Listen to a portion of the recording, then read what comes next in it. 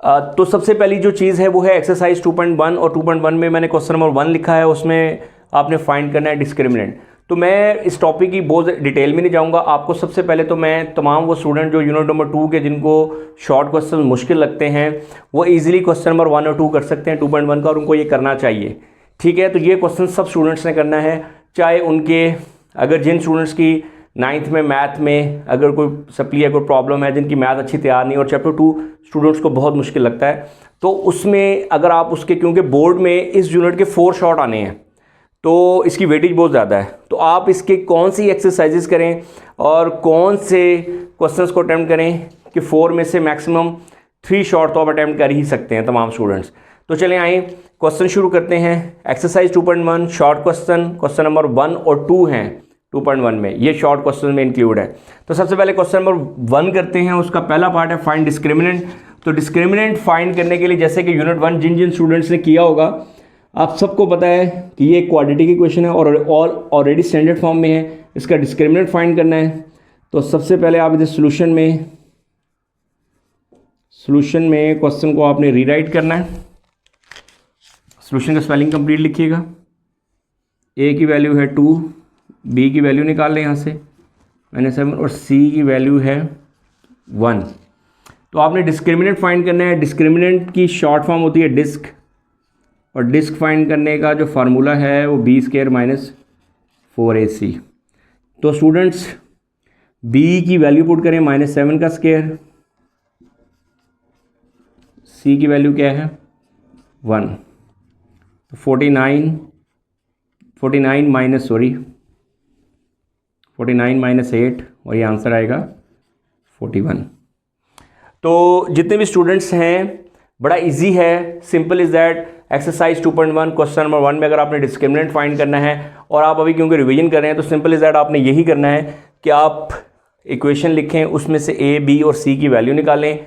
ये quadratic equation है, उसमें से a, b, c की वैल्यू निकाल कर ये डिस्क्रिमिनेंट का फार्मूला है b² - 4ac, इसमें वैल्यूज़ पुट करें और वैल्यूज़ पुट करके आप सिंपल डिस्क्रिमिनेंट फाइंड कर लें। ये पहला क्वेश्चन है और इसके फर्स्ट 4 पार्ट आपने बिल्कुल एज इट इज़ ऐसे ही करने हैं। ठीक है, तो आयु बड़े सिंपल से क्वेश्चन है, जस्ट ए बी सी की वैल्यू निकाल कर इसमें पुट करनी है। अब आ जाएं सेकंड क्वेश्चन। अच्छा स्टूडेंट्स इधर देखें, क्वेश्चन नंबर 2 करवाने से पहले आपने बड़े ध्यान से एक चीज़ समझनी है जो मैं आपको भी समझाने लगा हूँ। इसका आंसर क्या है, ये जो चीज़ मैं समझाने लगा हूँ इसका ताल्लुक क्वेश्चन नंबर 2 से है, तो इसलिए बड़े ध्यान से समझना है। इसका डिस्क्रिमिनेंट क्या है, इसका डिस्क्रिमिनेंट आया है 41।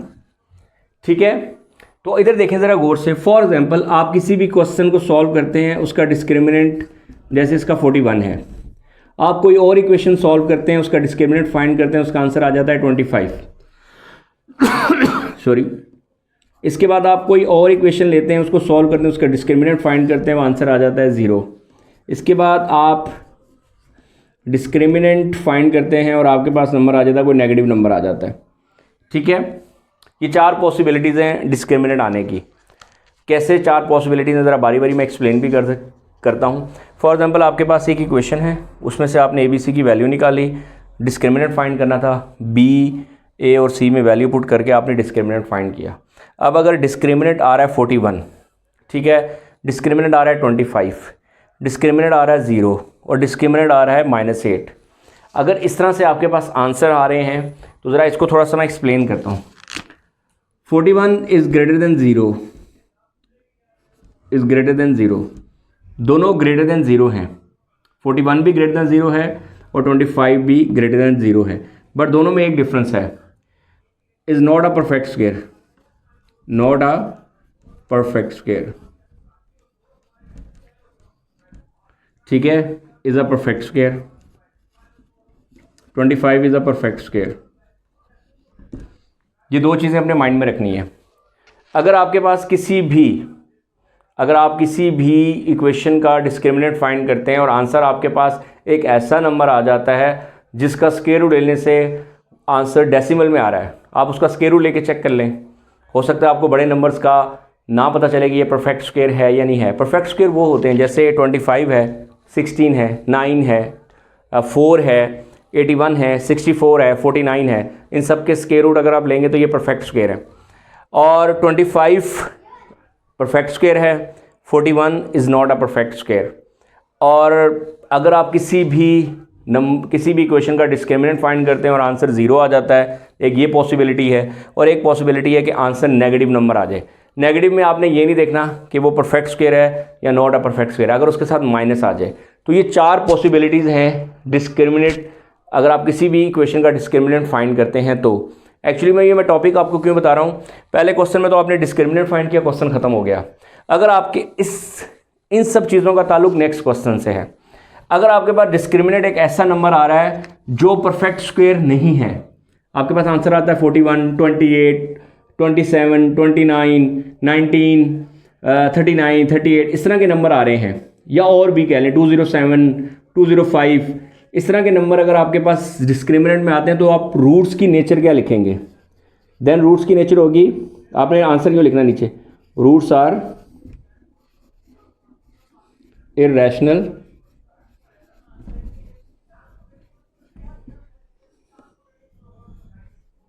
Real and unequal. अगर आपके पास आंसर एक परफेक्ट स्क्वायर आता है, 49 आ जाए, 25 आ जाए, 36 आ जाए, देन आपने रूट्स की नेचर क्या लिखनी है? रूट्स की नेचर सेम है, रूट्स आर, अब सिर्फ लिखेंगे रैशनल, रियल और अनइक्वल। सिर्फ एक चीज़ का फ़र्क है इनमें, अगर आपके पास आंसर आ जाता है 0। अब आप क्वेश्चन नंबर 2 देखें।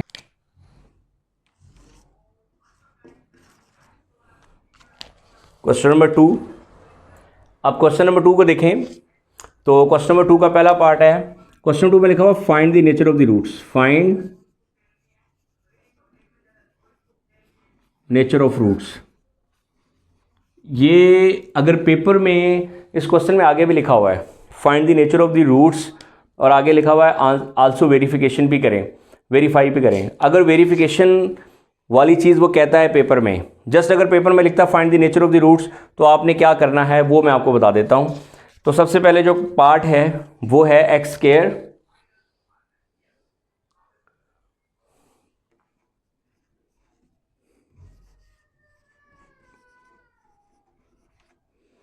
माइनस 23x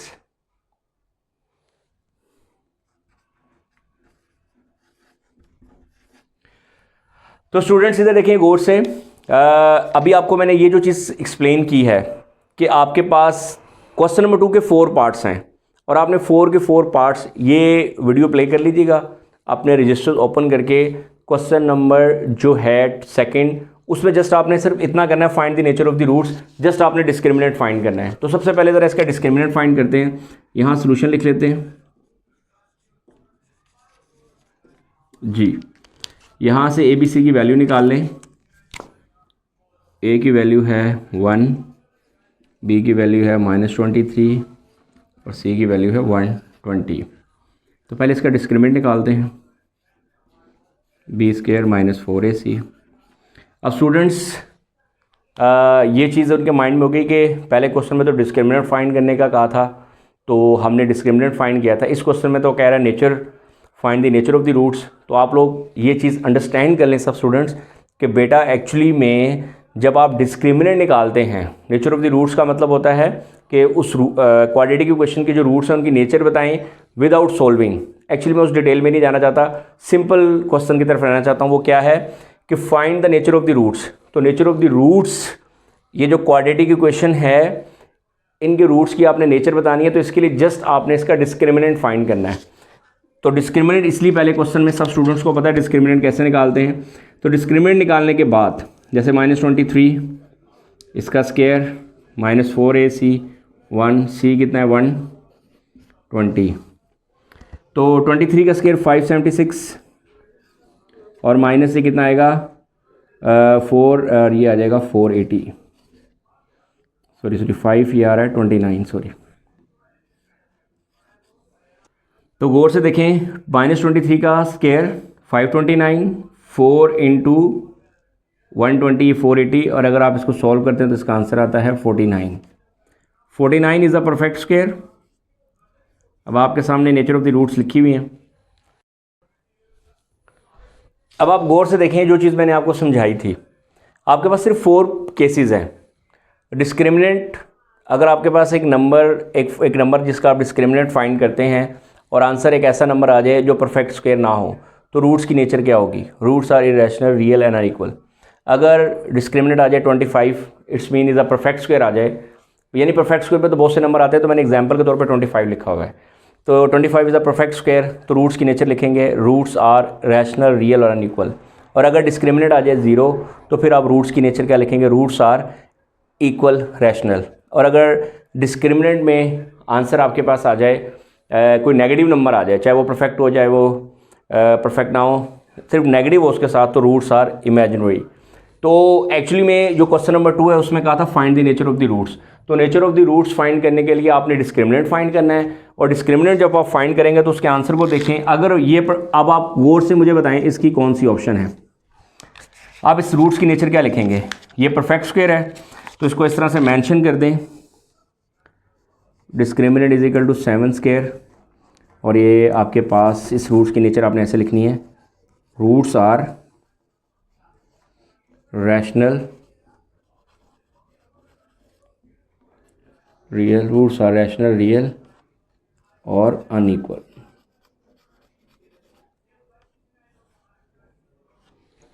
ये रूट्स की नेचर लिखें। तो जब पेपर में क्वेश्चन आए find the nature of the roots, तो सिंपल इज़ दैट बेटा, आप लोगों ने ये, अब आप अपने रजिस्टर ओपन करें और इसका सेकंड पार्ट, थर्ड पार्ट और फोर्थ पार्ट, उनके आंसर, उनके डिस्क्रिमिनेंट निकालें। डिस्क्रिमिनेंट निकालने के बाद इन केसेस को देख लें, अपने रजिस्टर्स पे लिख लें, और उसके बाद सबकी नेचर लिख दें नीचे। जैसे मैंने लिखा है 49 आ रहा था, 7 square is a perfect square, तो सेकंड केस है रूट्स आर रैशनल, रियल और अनइक्वल। अगर आंसर यहाँ पर आ जाता 0, तो फिर मैं लिखता roots are rational, equal, rational. अगर आंसर आ जाता कोई नेगेटिव नंबर, तो रूट्स आर इमेजिनरी। और आपको ये चीज़ क्लियर कर दूँ, क्वेश्चन नंबर 2 के जो 4 पार्ट्स हैं उनमें ये सब यानी कि डिफरेंट केसेस हैं। उसमें आप लोगों के पास परफेक्ट स्क्वायर में भी आएगा, नोडा परफेक्ट स्क्वायर में भी आएगा, इक्वल 0 भी आएगा एक, और एक नेगेटिव नंबर भी आएगा। तो आई होप ये आप टॉपिक अच्छी तरह से अंडरस्टैंड कर गए होंगे। तो चले आइए अब एक्सरसाइज 2.2 की तरफ चलते हैं। तो उसके लिए मैं अब नेक्स्ट वीडियो अपलोड करूँगा 2.2 के लिए।